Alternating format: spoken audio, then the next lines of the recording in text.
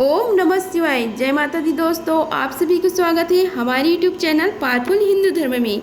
आज हम आप सभी को हरियाली तीज कब है, उसकी शुभ मुहूर्त, पूजा विधि, कथा, महत्व और उपाय के बारे में आप सभी को बताएंगे।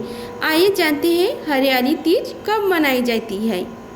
हरियाली तीज के दिन उपवास रखना लाभकारी होता है। साथ ही इस दिन महिलाओं को श्रृंगार जरूर करना चाहिए।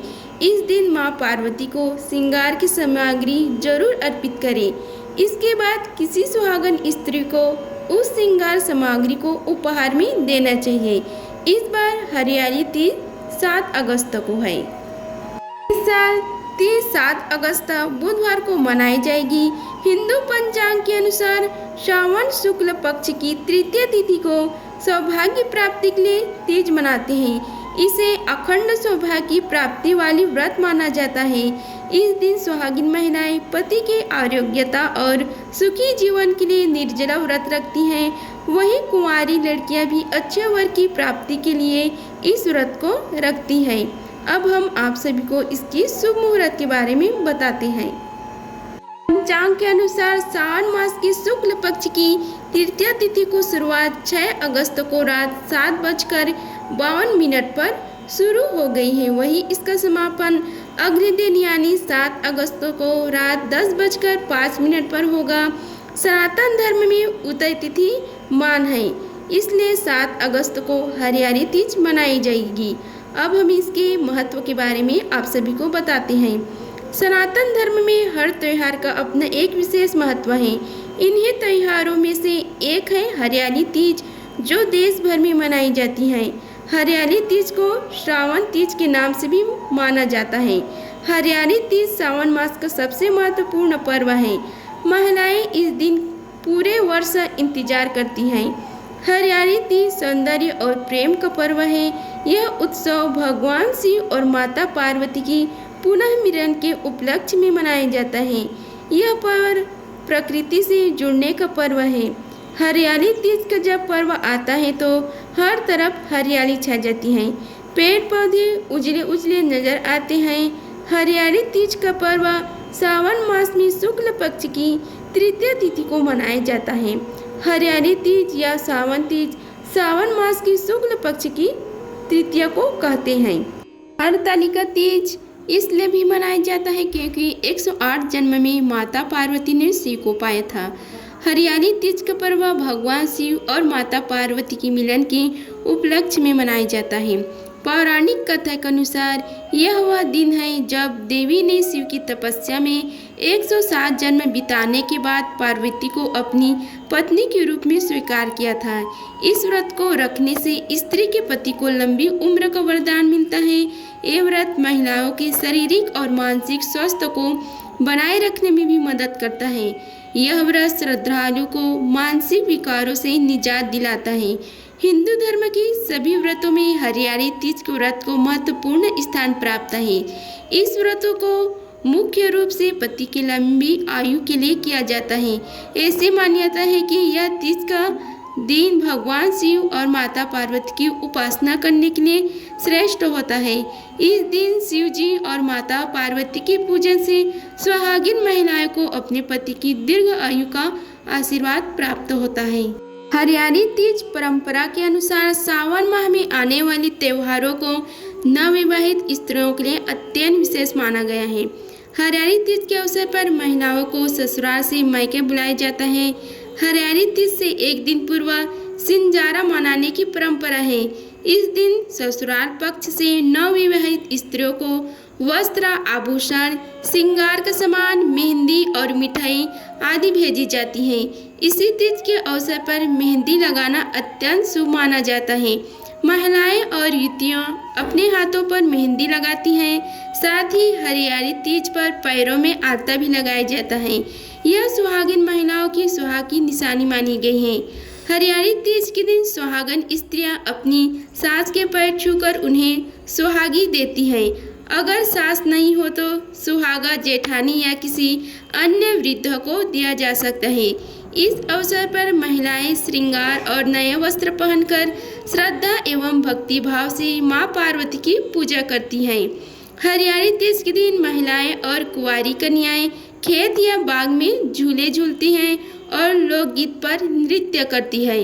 अब हम आप सभी को हरियाली तीज की पूजा विधि के बारे में बताते हैं। इस दिन महिलाएं महादेव और माता पार्वती के लिए व्रत एवं उनका पूजा अर्चना करती हैं। हरियाली तीज के दिन साफ सफाई करके घर को तोरण और मंडप से सजाया जाता है। एक चौकी पर मिट्टी में गंगा जल मिलाकर शिवलिंग, श्री गणेश, माँ पार्वती और उनकी सखियों की प्रतिमा का निर्माण करें। सभी देवी देवताओं की मिट्टी की प्रतिमा बनाने के उपरांत सुहाग की समस्त सामग्री को एक थाली में एकत्रित करें और माता पार्वती को अर्पित करें। माँ पार्वती के बाद भगवान शंकर को वस्त्र अर्पण करें। इसके बाद देवताओं का ध्यान करते हुए षोडश उपचार पूजन करें। हरियाली तीज की कथा सुननी या पढ़नी चाहिए। अब हम आप सभी को माँ पार्वती को तीज व्रत रखने से जो फल की प्राप्ति हुई थी उसके बारे में आप सभी को बताते हैं। भोलेनाथ जी कहते हैं कि हे पार्वती, इस शुक्ल पक्ष की तृतीया को तुमने मेरा आराधना करके जो व्रत किया था उसी के परिणाम स्वरूप हम दोनों का विवाह संभव हो सका। इस व्रत का महत्व यह है कि इस व्रत को पूर्ण निष्ठा से करने वाली प्रत्येक स्त्री को मनवांछित फल देता हूँ। भोलेनाथ ने पार्वती जी से कहा कि जो भी स्त्री इस व्रत को पूरी श्रद्धा और निष्ठा से करेगी उसे तुम्हारी तरह अचल सुहाग की प्राप्ति होगी। मान्यता है कि इस कथा को जो भी स्त्री पढ़ती है या सुनती है वह अखंड सौभाग्य प्राप्त होती है। अब हम आप सभी को हरियाली तीज की व्रत कथा का रसपान कराते हैं। आइए रसपान कीजिए कथा का। हरियाली तीज उत्सव को भगवान शिव और माता पार्वती की पुनर्मिलन के उपलक्ष्य में मनाया जाता है। पौराणिक मान्यता के अनुसार माता पार्वती ने भगवान शिव को पति के रूप में पाने के लिए कठोर तप किया था। इस कड़ी तपस्या से माता पार्वती ने भगवान शिव को पति के रूप में प्राप्त किया। कथा के अनुसार माता गौरी ने पार्वती के रूप में हिमालय के घर पुनः जन्म लिया था। माँ पार्वती बचपन से ही शिव को वर के रूप में पाना चाहती थी, इसलिए उन्होंने कठोर तप किया। एक दिन नारद जी पहुँचे, हिमालय से कहा कि पार्वती के तप से प्रसन्न होकर भगवान विष्णु उनसे विवाह करना चाहते हैं। यह सुन हिमालय बहुत प्रसन्न हुए। दूसरी ओर नारद मुनि विष्णु जी के पास पहुँच गए और कहा कि हिमालय ने अपनी पुत्री पार्वती की विवाह आपसे करने का निश्चय किया है।